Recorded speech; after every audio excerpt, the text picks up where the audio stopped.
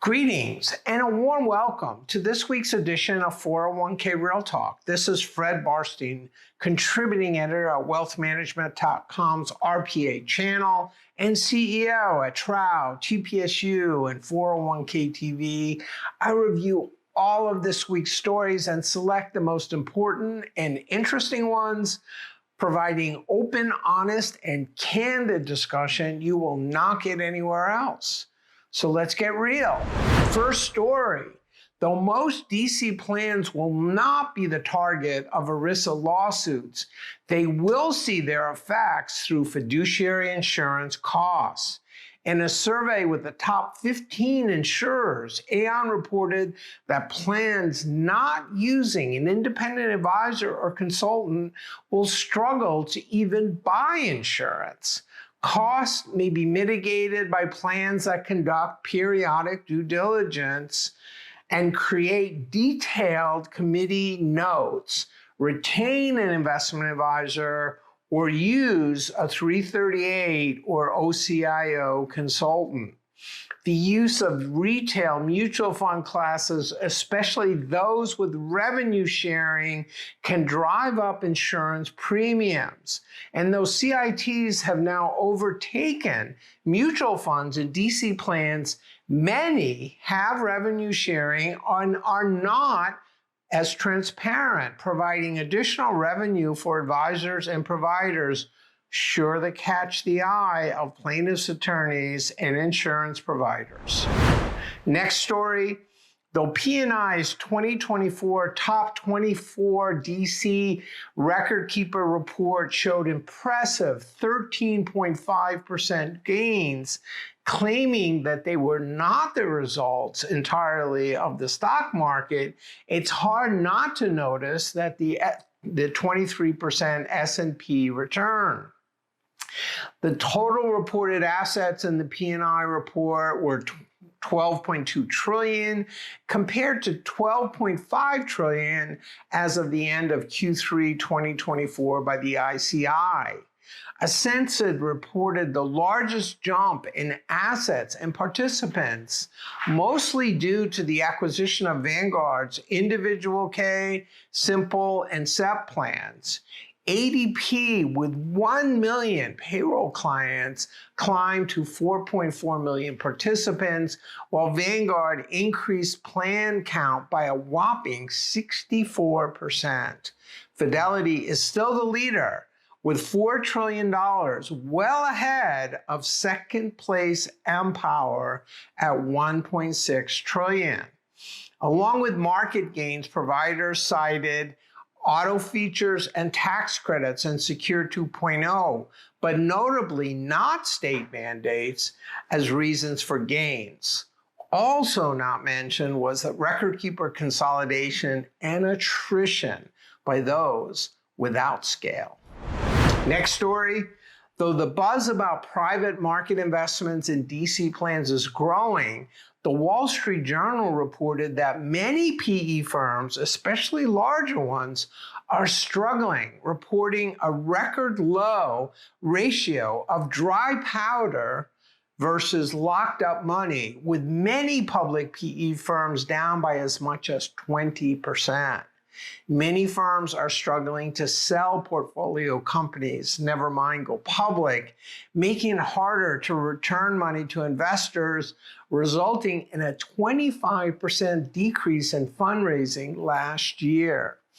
With 50% owned more than 5 years, PE firms are sitting on 29,000 companies valued at $3.6 trillion. Recession fears and market turmoil are not helping.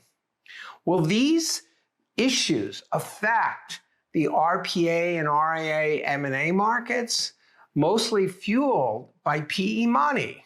One smaller RPA aggregator affiliated with a PE-backed benefits and P&C firm was told to stop acquiring even after a very successful year.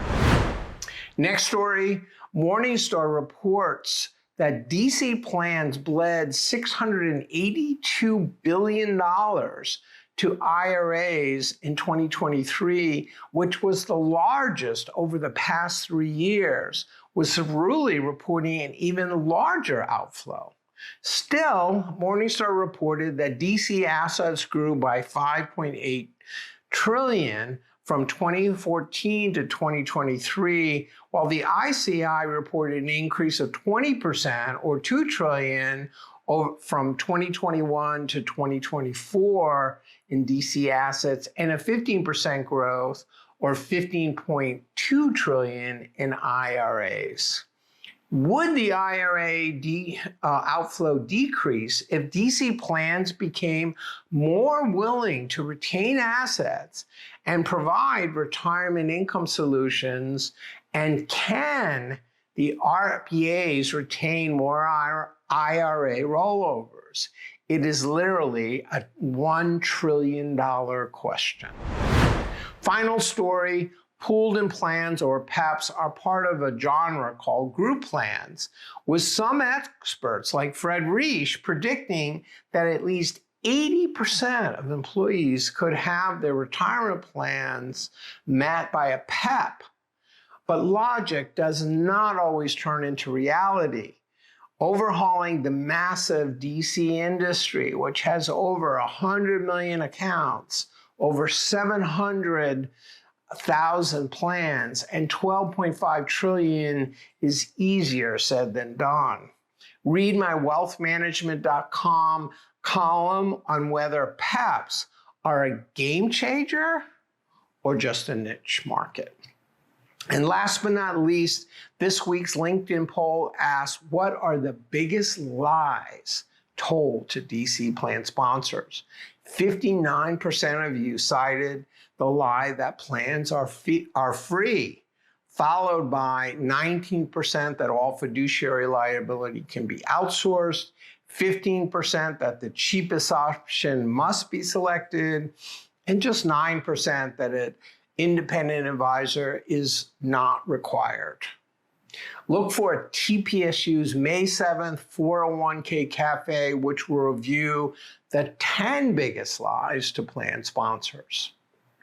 So those were the most important and interesting stories from the past week.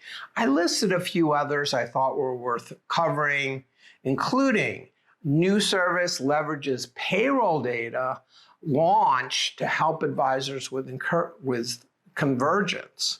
What are the most important questions plan sponsors forget to ask?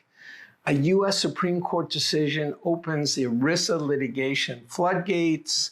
CITs are now more popular than mutual funds and DC plans, and Financial Finesse hires a new president. Please let me know if I missed anything or if you'd like to comment. Otherwise, I look forward to speaking to you next week on 401k Real Talk.